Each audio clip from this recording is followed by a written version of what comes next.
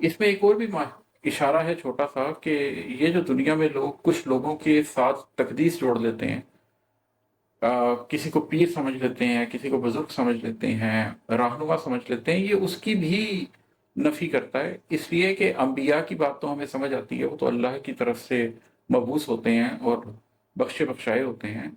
इसी के साथ हमें समझ आता है कि नबी करीम सल्लल्लाहु अलैहि वसल्लम नबी आखिर ज़मान है।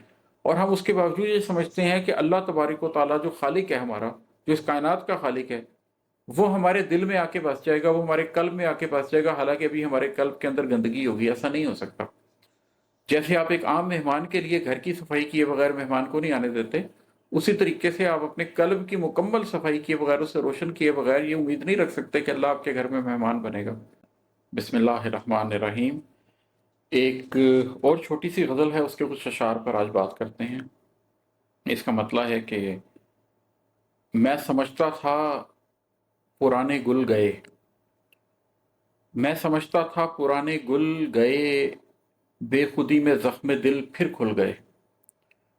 ये जो जख्म होते हैं, ये कई दफ़ा पुराने जख्म खुल जाते हैं, लेकिन जो लोग दर्द को समझते हैं वो जानते हैं कि जख्म भी फूलों की तरह होते हैं और ये कई दफ़ा खिल भी जाते हैं। और अहले दिल अहले दर्द उनके जख्म अक्सर खिले रहते हैं। तो बहुत दफ़ा ये होता है कि आपको लगता है कि जो वो जख्म जो खिले थे, कभी खुले भी थे और खिले भी थे, वो अब चले गए हैं, ख़त्म हो गए हैं। मैं समझता था पुराने गुल गए, बेखुदी में जख्म दिल फिर खुल गए। लेकिन एक्चुअली हो ये रहा होता है कि आप सिर्फ शूरी तौर पर अपने गमों से निकले होते हैं। बेखुदी में, बेशूरी की हालत में आपको कोई पुरानी याद आ जाती है और पुराने दुख आपके ताज़ा हो जाते हैं। यही इंसानियत है, यही इंसान होने का खासा है कि इंसान के अंदर वो जज्बे ज़िंदा रहते हैं, वो धड़कते रहते हैं। तो इस हवाले से शेर था। और है कि वज़्न क्या होने लगा आमाल का, वज़्न क्या होने लगा आमाल का, आप, मैं, वो बारी बारी तुल गए। हम में से हर शख्स अपने अपने अमाल के बदले में गिरवी है और आखिरत में हम सब लोगों के अमाल ने तुलना है। तो अगर हमें इसी चीज़ का इदराक शुरू से ही हो जाए कि आपने भी तुलना है, मैंने भी तुलना है, उसने भी तुलना है, जो भी शख्स है आखिर में उसके अमाल को तोला जाएगा और उसके बाद उसकी ज़िंदगी का फ़ैसला होगा, तो हम इस ज़िंदगी में ही कुछ अच्छे फ़ैसले करने के काबिल हो जाते हैं। इसमें एक और भी इशारा है छोटा सा कि ये जो दुनिया में लोग कुछ लोगों के साथ तकदीस जोड़ लेते हैं, किसी को पीर समझ लेते हैं, किसी को बुजुर्ग समझ लेते हैं, रहनुमा समझ लेते हैं, ये उसकी भी नफी करता है। इसलिए कि अंबिया की बात तो हमें समझ आती है, वो तो अल्लाह की तरफ से मबूस होते हैं और बख्शे बख्शाए होते हैं। इसी के साथ हमें समझ आता है कि नबी करीम सल्लल्लाहु अलैहि वसल्लम नबी आखिर ज़मान है। तो उनको फॉलो करना तो समझ आता है, लेकिन उसके अलावा जितने भी लोग हैं, उनके तो अपने अमाल तुलने हैं, मेरे अमल भी तुलने हैं, उनके अमल भी तुलने हैं। हम नहीं जानते कि पीर ने जन्नत में जाना है कि मुरीद ने जन्नत में जाना है।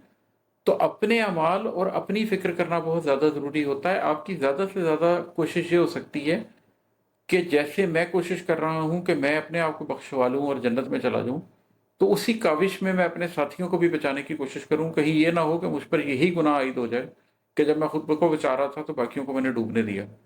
तो सब ने एक दूसरे के साथ भाई बंदी में, सब ने एक दूसरे के साथ उस हुब में जो भाइयों के दरमियान होता है, उसमें एक दूसरे को बचाने की कोशिश की है, करनी है। इसके अंदर कोई भी काफिला सालार नहीं होता। और है कि उड़ गए सारे परिंदे नफ्स के, उड़ गए सारे परिंदे नफ्स के, कल्ब में रोशन दरीचे खुल गए। आपका नफ्स एक जिंदान की तरह होता है, उसके अंदर आप कैद होते हैं। लेकिन जब वो एक दफा जिंदान खुल जाए और नफ्स उड़ जाए, तो फिर जो पीछे आपके पास जगह बचती है वो कल्ब है। फिर उस कल्ब में रोशन दरीचे खुलते हैं, इसलिए कि जिस कल्ब के ऊपर नफ्स हावी हो, उस कल्ब पे रोशनी के दरीचे नहीं खुल सकते। हम अपनी दुनिया में जानते हैं कि हमारे घर कोई आम मेहमान भी आना हो, तो हम उस दिन अपने घर की खास सफाई करते हैं, और सफाई करते हैं तो फिर उस मेहमान के काबिल समझते हैं अपने घर को। लेकिन हम लोग इतना बेवकूफ़ाना, बल्कि यूँ कहना चाहिए कि इतना तकब्बुराना रवैया रखते हैं कि हमारे कल्ब के अंदर बहुत सी कदूरतें होती हैं, दुनिया की मोहब्बतें होती हैं, नफ्स की ख्वाहिशें होती हैं, اور ہم اس کے باوجود یہ سمجھتے ہیں کہ اللہ تبارک و تعالیٰ جو خالق ہے ہمارا، جو اس کائنات کا خالق ہے، وہ ہمارے دل میں آ کے بس جائے گا، وہ ہمارے قلب میں آ کے بس جائے گا، حالانکہ ابھی ہمارے قلب کے اندر گندگی ہوگی۔ ایسا نہیں ہو سکتا۔ جیسے آپ ایک عام مہمان کے لیے گھر کی صفائی کیے بغیر مہمان کو نہیں آنے دیتے، اسی طریقے سے آپ اپنے قلب کی مکمل صفائی کیے بغیر، اسے روشن کیے بغیر یہ امید نہیں رکھ سکتے کہ اللہ آپ کے گھر میں مہمان بنے گا۔ تو نفس کے پرندوں کو اڑا دیجئے، اس زندان کو کھول دیجئے، اور جب یہ زندان کھل جائے گا تو اس کے بعد قلب میں جو روشن دریچے کھلیں گے، پھر وہ نور آئے گا جس کو نور الہی بولتے ہیں، اور وہ آپ کے قلب میں آئے گا۔ جتنے ماضی حال کے جنجال تھے، جتنے ماضی حال کے جنجال تھے، ایک ہی فرصت میں سارے دھل گئے۔ جب آپ کے قلب میں نور اترتا ہے تو ماضی اور حال کے سارے جنجال ایک ہی فرصت میں دھل جاتے ہیں، اس لیے کہ یہ ممکن ہی نہیں ہے کہ آپ کے قلب کے اندر اللہ اتر آئے اور اس کے بعد آپ کو چھوٹی چھوٹی چھوٹی چھوٹی چیزوں کی فکر کھا جائے۔ مسائل موجود رہتے ہیں لیکن وہ آپ کو تنگ نہیں کرتے۔ اس کی مثال ایسے ہی ہے، ایک سادہ سی مثال چلے میں آپ کو دنیا کی دے دیتا ہوں۔ اگر کسی شخص کی 10 کروڑ روپے کی لاٹری نکل آئے تو اس دن اسے کتنا افسوس ہوگا اس بات کا کہ اس کا 10 روپے کا نقصان ہو گیا۔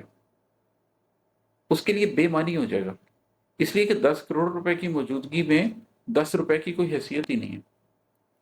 اللہ کی موجودگی میں دنیا کی تمام عیش و عشرت کی، دنیا کی تمام خوشیوں اور دنیا کے تمام دکھوں کی کوئی حیثیت نہیں ہے۔ اللہ کی عظمت اتنی زیادہ ہے کہ آپ باقی دنیا کے تمام مصائب بھی اکٹھے کر لیں تو وہ مصائب کوئی حیثیت ہی نہیں رکھتے ہیں خدا کو پانے کی خوشی کے مقابلے میں۔ تو جتنے مادی حال کے جنجال تھے ایک ہی فرصت میں سارے دھل گئے جب اللہ اس قلب کے اندر آیا، جب نور آپ کے قلب کے اندر آیا۔ اور آخری شعر ہے کہ خود سے خود کو ڈھونڈ ہی ڈالا عماد، خود سے خود کو ڈھونڈ ہی ڈالا عماد، ہم ادھورے آئے واپس کل گئے۔ آپ اپنی ذات کے اندر جب اپنی تلاش میں نکلتے ہیں تو آپ ایک ادھورے انسان ہوتے ہیں، اس لیے کہ آپ خود شناسی آپ نے بھی اختیاری نہیں کی ہوتی۔ آپ ابھی اپنے قلب کو نہیں سمجھے ہوتے، ابھی آپ نے اپنے نفس کو نہیں سمجھے ہوتے، ابھی آپ نے اپنے جذبوں کو نہیں سمجھا ہوتا، ابھی آپ نے اپنی سوچوں کو نہیں سمجھا ہوتا۔ آپ کے اندر جسم ہوتا ہے، دل ہوتا ہے، دماغ ہوتا ہے، قلب ہوتا ہے، مگر یہ سارے ایک دوسرے کے ساتھ الائنڈ نہیں ہوتے۔ قلب سو رہا ہوتا ہے، ذہن اپنی بات سوچ رہا ہوتا ہے، جذبے ذہن سے لڑ رہے ہوتے ہیں، ذہن جذبوں سے لڑ رہا ہوتا ہے۔ ایسے میں آپ ایک کل نہیں ہوتے۔ لیکن جب آپ اپنے اندر چلے جاتے ہیں اور اپنے اندر ایک بنباس لے لیتے ہیں، جب آپ جس اپنی ذات کے مدین میں چلے جاتے ہیں اور 8 سال بکریاں چراتے ہیں، بیابانوں میں پھرتے ہیں، تو اس کا نتیجہ یہ نکلتا ہے کہ جب آپ اپنی ذات کو بہت اچھی طرح سے سمجھ لیتے ہیں تو پھر آپ ادھورے نہیں رہتے، پھر آپ اپنی تشکیل نو کرتے ہیں، اور تشکیل نو کے نتیجے میں آپ مکمل ہو جاتے ہیں۔ آپ وہ کل اختیار کر لیتے ہیں جو کل اختیار کرنے سے پہلے آپ قلب سلیم حاصل ہی نہیں کر سکتے۔ اور اللہ کو چاہیے ہے کہ جب اللہ کے پاس آپ آئیں تو قلب سلیم لے کر آئیں، اپنے باپ ابراہیم علیہ السلام کی سنت پہ چلتے ہوئے۔ جو اللہ کے پاس آئے تھے تو ایک مسلمان بن کر ایک قلب سلیم لے کر حاضر ہوئے تھے۔ تو یہی ایک کوشش ہم سب کو بھی کرنی چاہیے کہ اپنی ذات کے اندر ایسے جائیں کہ جب واپس آئیں تو ادھورے نہ ہوں بلکہ کل اختیار کر چکے ہیں، مکمل ہو چکے ہیں۔